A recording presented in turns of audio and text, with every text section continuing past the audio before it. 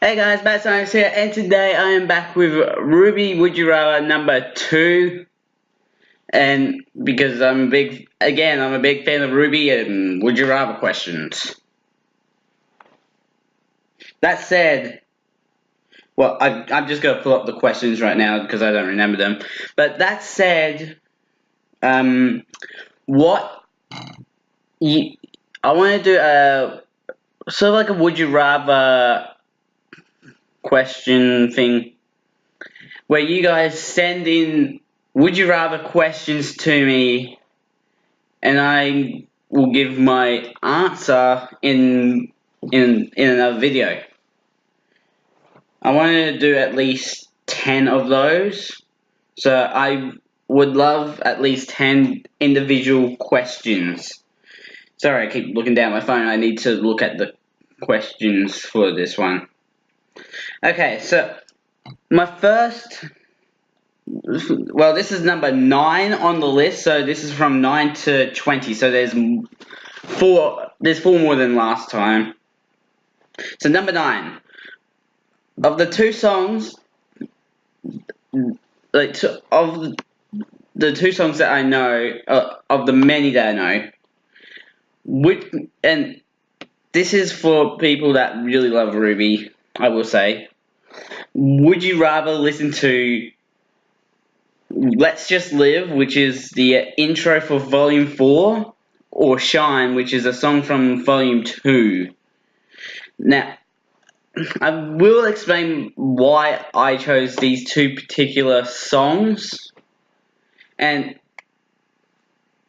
really, Let's Just Live is my least favorite of the intros to the volumes.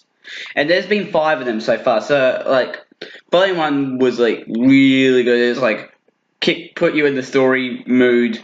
Number 2 is, like, my favorite of the lot. Number 3 is definitely high up there. So it's like 2, 1, 3, 5, and 4. And 5 feels like a mixture between 1 and 4, but it doesn't place higher than 3. Now, the reason why I chose Shine is because it's actually my least favorite song of RWBY, but not because of the song itself. It's more the fact that the story, it's silly. It's just like, in my mind, the story of it is linked to like the ending of Volume 3, which I will not spoil. But yeah, it's just not my cup of tea.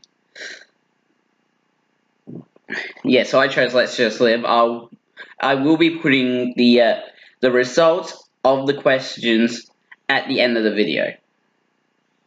Okay, number 10. In RWBY there are 4 different kingdoms that you can live in. They are Atlas, Vacuo, Vale, and Mistral. So Atlas is like the northern part of the world. It's really cold. Vacuo is a desert. Vale is a city, and Mistral is like a mountain area. Like the whole kingdom is like on like one whole mountain. It's ridiculous. It's amazing what they did with a mountain. So I was tossed up between Vale and Mistral. So because I'm not good with the cold or heat. So Vale is like a normal city, so like there's those advantages, but in Mistral you get exercise advantages. So, but I chose Vale because city. It's like, if I had to choose between city and mountain, I'd feel much more comfortable in a city rather than on a mountain. Anyway, let's just move on to the next one. Oh, hold on. So number 11. So again, we got another number of 4. We got 4 characters that follow Salem in RWBY. Again, big spoilers for the storyline, but so what? not the biggest of spoilers. It's not like I'm going to explain the ending of Volume 5. So there's Hazel Reinhardt, Tyrion Callows, Cinder Fall, Arthur Watts. So Arthur Watts, he's like the annoying, like, butt of the group. I don't want to say inappropriate words, but he's like the loser of the group sort of thing. Like, he's the smart one. But he's also quite an A. Cinder Fall, she can control fire, and also she does control a bit of ice. I'm pretty sure. At least that's what I've been told by my friend. But she's. I again don't want to spoil anything. But like, she's power crazy. Tyrion. One word to describe him: psychopath. He was actually a reference in the earlier Would You Rather question, which is in the other RWBY video, which I will link. And Hazel, he's like the pacifist person of the group. He doesn't want to fight, but when he does want to fight, he can be aggressive. He's like a powerhouse character that doesn't want to hurt people. But of those, I chose Tyrion because psychopath. I would love to be a psychopath. And also, psychopath doesn't mean actually killing people. It just means you think about ways to kill people, I'm pretty sure. At least I don't know the technicalities of it. But yeah, I would choose Tyrion. Because, like, it was between Tyrion or Cinder for me. Cinder, power. Tyrion, psychopath. Yeah. Okay, number 12. So, in RWBY there's these creatures called Grimm. I chose 5 of the toughest Grimm in RWBY. And you have to pick one to fight. And it's alone as well. So it's like, you have to fight that creature alone. There's a Goliath, which is basically like a giant elephant. A Knuckle of E, which is like it's like a Senator sort of thing with stretchy arms and sonic scream. A dragon, which can spawn other Grimm, so that's like the ultimate unfair advantage for you, because you have to literally take down more than just the dragon. A King Taiju, which is a 2-headed snake, and a Sea Faolong. I don't know how to pronounce that second word of that. Basically a sea dragon. I chose the King Taiju because it's like, that's like the one that we know can be defeated on your own.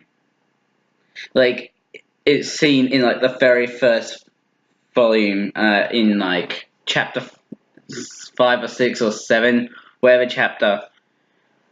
But yeah, Ren takes down King Taiju, so I choose the King Taiju because that's probably the easiest of the lot. Okay, moving on to number 13. So this one was a bit of an interest. Well, this one wasn't that interesting. It was a fun one to do. So people of these days, they use buses, they have cars, stuff like that. But if it's like a one-person mode of transportation of like skateboard, but this isn't a skateboard situation. It's more a question of, would you rather have roller skates or hoverboard? And but it's more like, would you rather be Neon Cat or Reese Chloris from RWBY? So they're both from RWBY, but it's roller skates versus hoverboards. Hoverboards, they shouldn't technically work. So that, and also Neon Cat is actually a faunus with a cattail. So I chose Neon Cat. and she is basically a discount Nyan cat as well, so that's a big point to point out. Okay, moving on to the next one. Number 14. This one was actually a really surprising vote, because on this one it went to one side and then it went to the other, then it went to the other, and it's just like and then it just stopped because the voting ended. But it was actually really close. So it's a question of which idiot would you rather be? And idiot is putting it very lightly for these characters. So it's like, would you rather be Jacques or Cardin? I know I'm not pronouncing one of those names right. So of these two characters, I chose Cardin because he's the lesser of the two. Even though the other guy has like a lot of money, I'm like, would you rather be both racist and sexist for money? Come on. All Cardin was in RWBY was a bully, and he didn't even last that long. He was only part of it for, like, he was only a major part of the story for 4 episodes. Like, seriously, 4 episodes. And then he just disappeared. Like, worse. So yeah, I'd choose Cardin for that. Anyway, skipping right along to the next question, number 15. So I went back to the simpler ones because I'd been trying too hard to come up with the complicated questions that I just like, oh, I need to go back to the easier ones. Which member of Team RWBY would you rather be? Ruby Rose, Washni, Blake Belladonna, or Yang Xiaolong? I chose Blake. Cat ears. Of course I would choose just because of the cat ears. But like, it's also not really just that, it's also a bit of a personality-wise. Weiss, no. She's definitely being one of the most cold-hearted ones that will, and like she's had the biggest change of character. But nah. Yang Xiaolong, she's very energetic. I'm also very energetic, but not to the degree she is. She's like ready to go into a fight energetic. I'm just like energetic to make a video like this. Ruby Rose, I do have an appreciation for cookies, not strawberries, but like, again, personality wise, it's just nah. I feel like Blake is the one that represents me most in personality as well.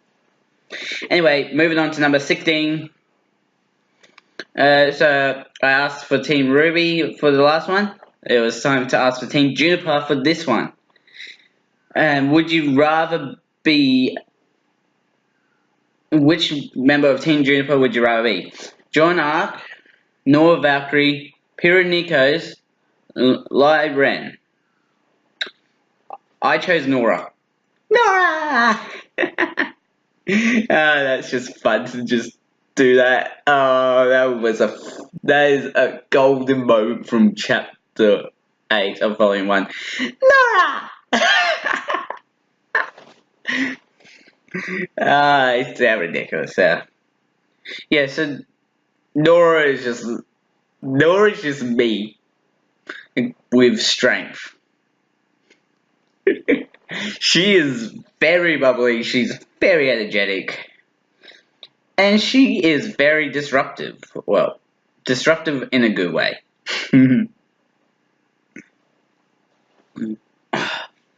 So moving on to number 17.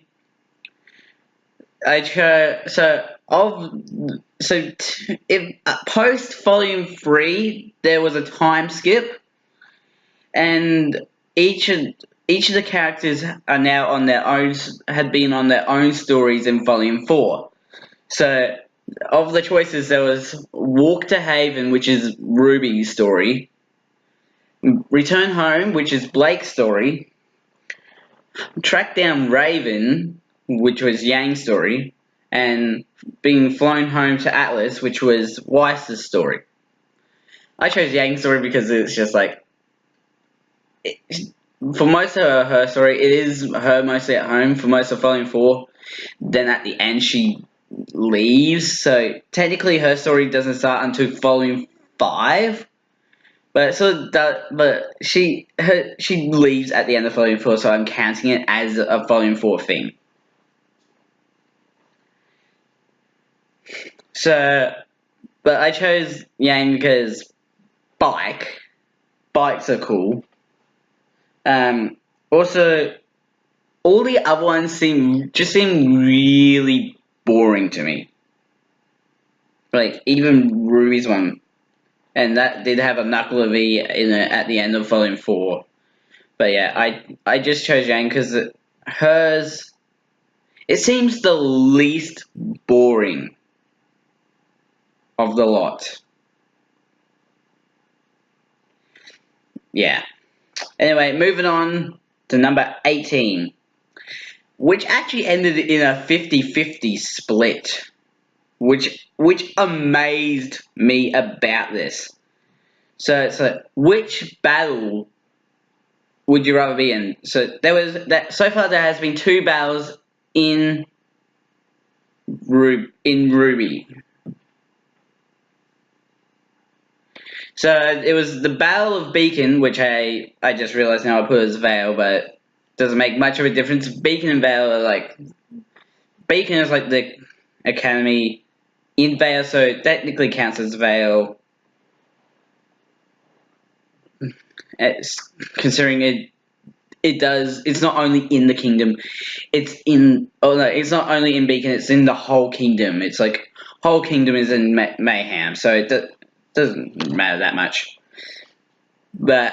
Or the Battle of Haven, but I chose the Battle of Vale because it is the way better battle, and it would be a battle I'd rather be in over Haven, which had a lot of standing around and talking, and then when it got into fighting, and then something happens and like everyone stops fighting. It's just like, come on, I want to fight. I just want to keep fighting, guys. Come on, you're boring me to death here. Yeah. But Vale had just that. It had that sense of action. Anyway, let's move on to number 19, which is, I've really messed up on this one. To everyone that took part in the voting, I have to apologize for that. Yeah, so I have to apologize for that one because, well, I only thought there was 4, then I realized there was 5, and then I didn't realize I forgot about 2 other characters, and it was just like I really just messed up. So there's actually 7 Faunuses that are related to Cat in RWBY. So I have just 5 choices here. There's Blake, Neon, Tuxin, Callie, or Professor Lionheart. I chose Neon, but there was also Sienna and Gira. I still would have chosen Neon because she is of the Cat Faunus, she's probably she is most definitely the most colourful one and the coolest one. Second place is Blake, but the most popular vote went to Blake, actually. Anyway, let's just move past that one. I did mess up on that one. I don't want that to be something that I harp on, which I am right now. Anyway, last one of the day, number 20. So, of so this is my last one until Volume 6 starts, which actually is starting really soon. So, my question was, which Beacon teacher would you rather be? Professor Oobleck, Professor Port, Professor Goodwitch, or Professor Osborne? So, Ozport, he is quite the big character. I don't want to be offensive, but he does have quite the moustache as well. So he's pretty cool like that. He's like a really cool character. Professor Goodwitch, she's definitely not my favorite of the teachers of these options, but because she doesn't really have much happy moments. She's very serious or she's very angry. Professor Osborne, you get to be immortal, whoop whoop, but that has got to suck.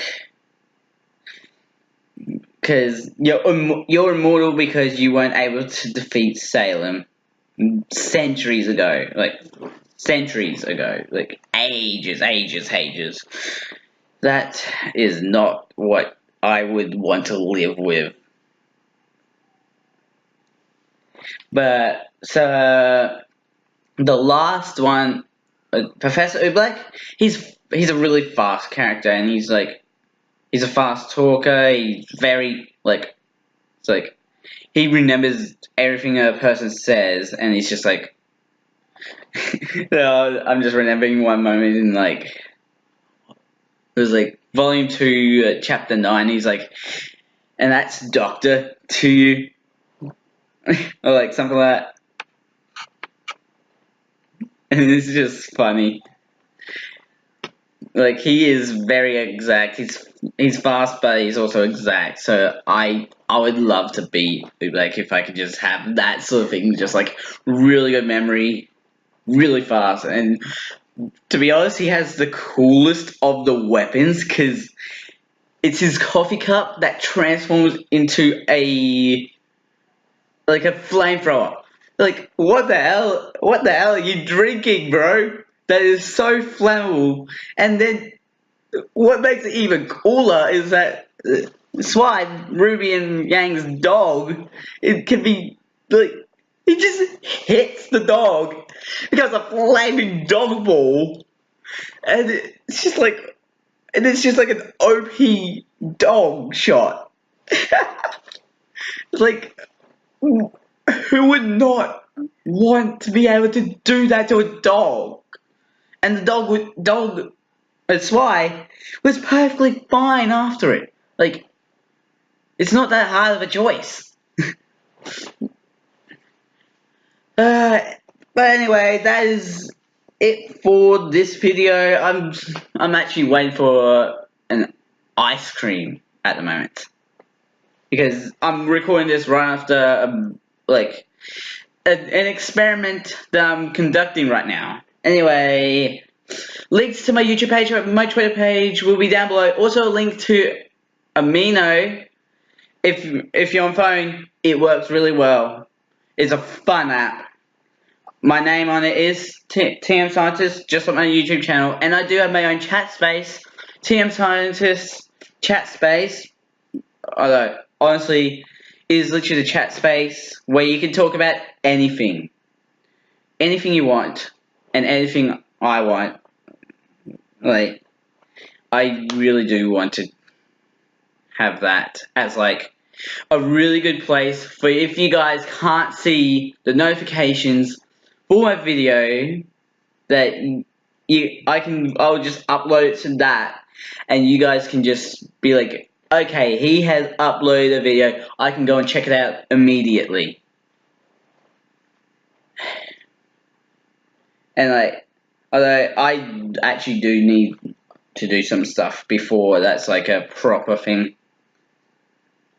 Anyway, make sure if you enjoyed the video, leave a like on the video, hit the subscribe button for more videos, and hit the notification bell so you know when the next video comes out. I'm the Mad Scientist. Mad Scientist out.